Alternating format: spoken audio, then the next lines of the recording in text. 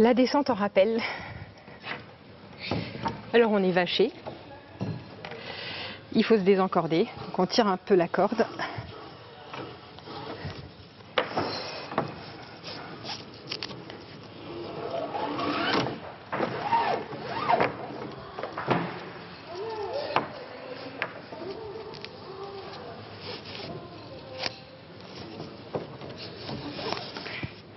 Voilà. Donc je laisse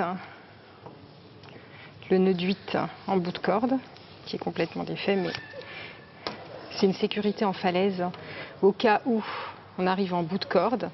Ça nous permet de nous arrêter et de ne pas tomber. Et on ravale la moitié de la corde. Défaite, venez. Et quand on arrive à la moitié de corde, on la lance. Corde! Et là, on peut installer notre rappel. Pour descendre en rappel, on a donc besoin de notre réverso. Et là, on doit passer les 2 brins de la corde à l'intérieur du réverso.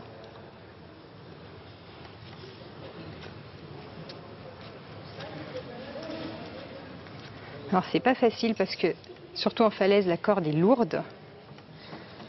Et ensuite, il faut la passer dans son mousqueton à vis.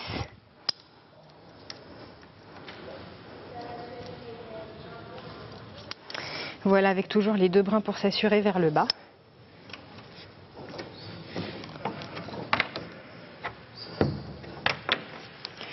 Alors, ensuite, il y a un nœud de sécurité, au cas où on ne sait jamais, comme si on s'assure tout seul dans une descente en rappel.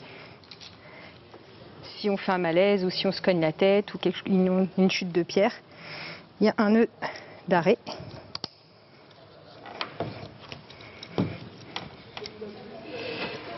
Donc avec une cordelette.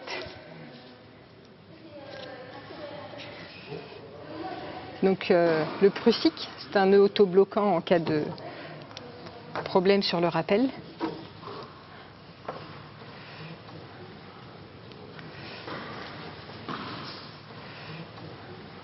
On fait plusieurs tours autour de la corde.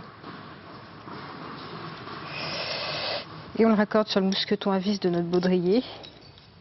Alors pour s'attacher sur le baudrier, moi j'ai mis le rappel sur mon pontet et du coup le prussique je l'ai mis sur les 2 boucles. Il faut bien les séparer au cas où il y a un souci qu'ils ne soient pas accrochés tous les 2 au même endroit. Voilà. Ensuite, il faut se mettre en tension sur son rappel.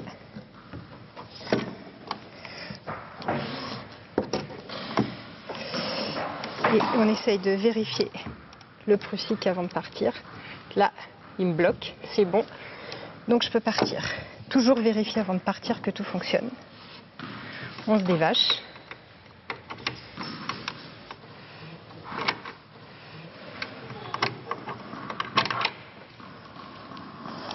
Et alors pendant la descente, il faut que je tienne le prussique.